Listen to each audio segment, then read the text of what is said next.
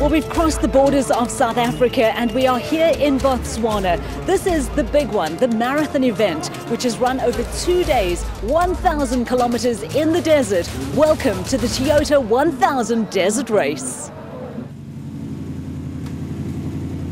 The pressure's not off yet, as Manfred and I think overall we're tying points, and we're up here at the Toyota Desert 1000, and being here in Jwaneng, I think we're going to have a little bit of rock in some places for sure, because the diamond mine's quite close by, and then we're going to get into the thick sand. And the bush is pretty small. Just from driving around outside, we've seen no big trees like there was down in Gabs, but it's going to be an interesting race. It's round 4 of the Donaldson Cross Country Championship, and as Anthony said, they're tied at the top with Schroeder and Badenhorst, but there's plenty on offer in Botswana. Double points on the only marathon event. Well, the world seems to be in Brazil for the World Cup, but these two Brazilians decided to come to Africa. We want to take a good position in the race, and it's going to be a challenge. It's our first race here, never raced before on this kind of in Africa, so I think it's going to be interesting. Interesting, dangerous, exciting, so many descriptions. The race, of course, also forms part of the Dakar Challenge. The participant who finishes first, irrespective of class, gets a free entry to the Dakar Rally. The aim of the weekend actually is the Dakar Challenge. I think that's the ultimate in the off-road series, and to be able to participate and be a part of such a phenomenal event is actually quite fantastic in itself. And look who's back, former buck, Stefan de Blanche. Do you find the navigating thing easy now? It's easier than the first time. Obviously, the more you do something, the better you get at it. I'm still not good at all, but it's starting to make sense finally. I'm an ex-rugby player, so we're not that clever. But as I said earlier, the book and the distances are starting to make a little bit of sense to me now. Okay, so you guys could be competitive here. We'll try. That's in our nature to be competitive to a certain degree, but we just want to finish the race. For me, that's very important. Now to the specials. While Quinton and Cully Silvalt have been making headlines, it's the other Silvalts, Wichard and Herman, that have caught the attention. They've switched roles and Wichard is now behind the wheel. Something new for both of us. There'll be some steep learning curve at the start, I'm guessing. We're in the fortunate position to be starting the prologue a bit further back, so the road will be clear, which is a big advantage actually. So hoping we can capitalize on that, and then we'll see how it goes from there. Wichard and Herman not quite in contention overall, but Quinton and Cully are. The Elegant Fuel pair second on 50 points, 9 behind another father and son team of Gerard and Hardes du Plessis. There's no question that the Toyota 1000 Desert Race is the most popular event on the calendar. And while the race has moved to Jwaneng, spectators still came out in their thousands to witness all the non-stop motoring action. First up, qualifying, and would you believe it, the Brazilian team of Ronaldo Varela and Gustavo Gugleman setting up the fastest time in their Toyota Hilux. Incredible effort. 36 seconds behind them, Christian Deploy and Henk Janssen van Vieren in their RFS Motorsport Ford Ranger. The Pretoria pair followed by championship co-leaders Schroeder and Badenhorst from Atlas Copco Ford Racing. The fans absolutely loving proceedings. The first Castrol Toyota Hilux a mere 29 seconds in arrears. This one belonging to Dakar competitors Leroy Poulter and Rob Howie. On board with the pair now, and they're catching up on Jacques and Lizelle van Tonder. No, they actually hit them while going past. Doesn't look like too much damage though. Fifth fastest and only 2 minutes behind the leaders, the Horn brothers Johan and Vanna from Malalan Toyota. Malcolm Karker and Johan Berger in their first race this year put in an impressive performance, setting the 6th fastest time. We heard from Gary Berthold earlier. Him and Siegfried Rousseau's main aim is to win the Dakar Challenge. The Atlas Copco Ford Racing pair are 7th. Spoke too early about Jacques and Lizelle van Tonder. Looks like plenty of damage was done. Meanwhile, defending champions Anthony Taylor and Dennis Murphy scream past. They're in 8th spot, less than 3 minutes behind the leaders. It's the first time Class G has done battle in the desert, and setting an impressive time of 36 minutes over 60 Ks, Woolridge and Dreyer. So an astounding performance from the Brazilians Varela and Gugleman, first on the grid in their Hilux, followed by Deploy and Janssen van Vieren, while Berthold and Rousseau set the early pace for the coveted Dakar Challenge in their Atlas Copco Ford Ranger. Over in the specials, Lawrence du Plessis and Hilly Leroux set the pace, first in class and setting the time to beat at 72 minutes. All eyes on Wichard Sulwald driving for the first time, and a great performance alongside his dad Herman, second quickest for them. Arthur Barnes and Anthony Usher rounded off the front three, their position echoing their sentiments that it's a great route.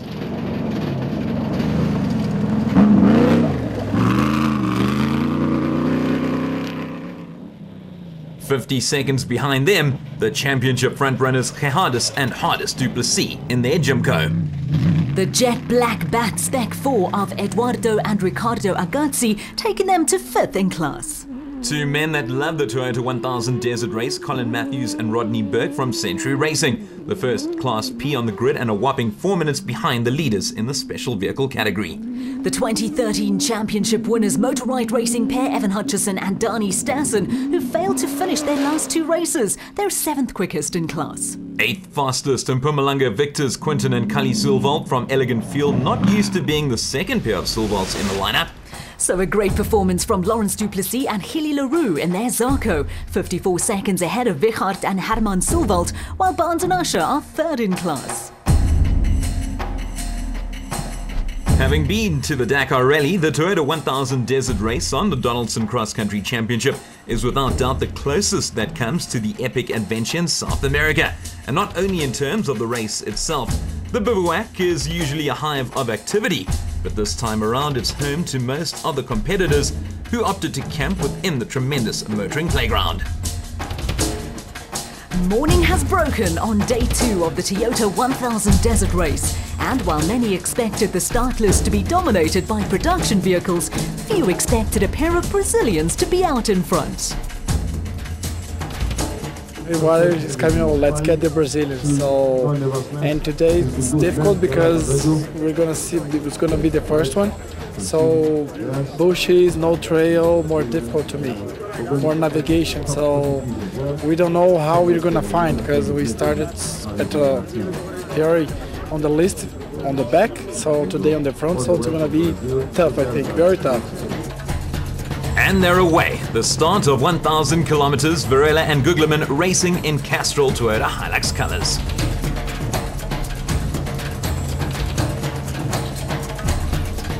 Second to get their adventure underway, Christian Deploy and Henk Janssen van Vieren from RFS Motorsport, the pair looking for their second finish of the year. 30 Ks in, and it's the Brazilians setting the pace.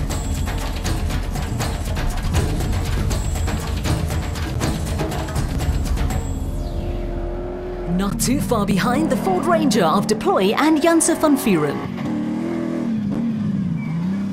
The pair look to be storming through the terrain. They failed to finish in Mpumalanga, a habit that plagued them throughout 2013. But they've had a great start to this race as they've just overtaken the Brazilians to move into first position. Coincidentally, Poulter and Howie also managed a DNF last time out, and they're currently 4th in this absolutely exquisite terrain. It really doesn't get much better than this. And they're behind championship co-leader Schroeder and Badenhorst from Atlas Copco Ford Racing. Back on board with the Brazilians, who are now second. And it looks as if I've spoken too soon. They have been screamed and overtaken by Schroeder and Badenhorst, the front runners changing very quickly. In 5th place, Johan and Werner Horn enjoying a tremendous 2014 in their Malalan Toyota Hilux. Koch and Berger are currently in 6th place, but I don't think that will last for much longer, as Taylor and Murphy are quickly gaining in on them. Lying 8th, Berthold and Rousseau from Atlas Copco Ford Racing, and they're currently leading the Dakar Challenge. The first special on the route, Lawrence du Plessis and Healy Leroux. This is Healy's first ever Toyota 1000 Desert Race, and only his second ever national race. First in Class S, those up to 4 litres with solid rear suspension, Heini Stumpfer and Henry Hijo, very much at home in the desert conditions. So after 70 kilometers, Deploy and Janssen van Vieren are out in front, followed by Schroeder and Badenhorst, while the Brazilian pair are finding things a bit tougher this time around. They're third. Back with our leaders in the RFS Ford Ranger, they had a great run in qualifying despite a navigational error 70 kilometers in. No errors this time round. Well, not yet. Plenty of errors behind them though, confusion reigning all round. And there's a collision between Varela and Gugleman and Poulter and Howie. And with that, the Castrol Toyota pair move into third place.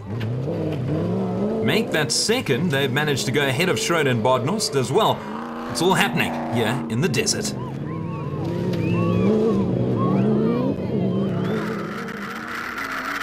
On board with the other Castrol Toyota pair, Taylor and Murphy, gaining ground on Berthold and Rousseau. Brilliant driving as they move ahead.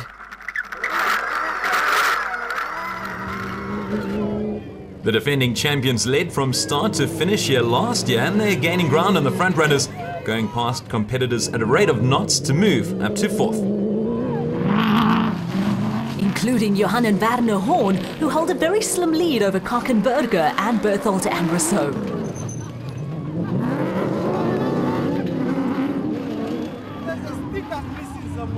The Brazilians' Hilux has seen better days, but good to see the pair up and running after that earlier collision, but they're down to 8th. It looks though that I've spoken too soon, the pair coming to a standstill to assess the earlier damage.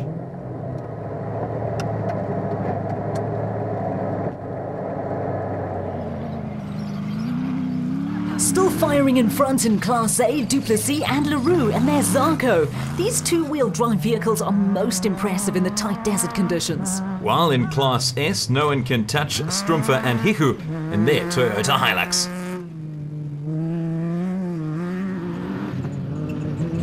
Lying 9th in Class T, the baby blue Atlas Copco Toyota Hilux of Sarel van Biljon and Philip Hasselman. Sarel actually made his Donaldson cross-country debut in Botswana last year. Proving to be a natural behind the wheel, Wichard Solvalt alongside Dad Hammond, their second in Class A. After dominating for much of last year's race, Colin Matthews retired on the final day, and let's hope the same fate doesn't befall him this time round. He and Burke, though, doing well to get past Gerard and Hardus Duplessis.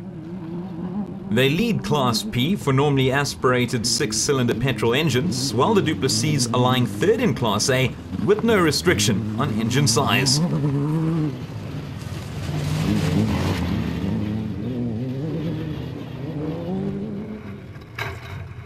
On board with the other Sulvalds, Cully and his son Quinton, who in 2009 won the TDR 1000 on Father's Day. They're lying 5th in class and not finding it too difficult to get past Jannie Visser and Joks Leroux from Rubicon Racing Toyota.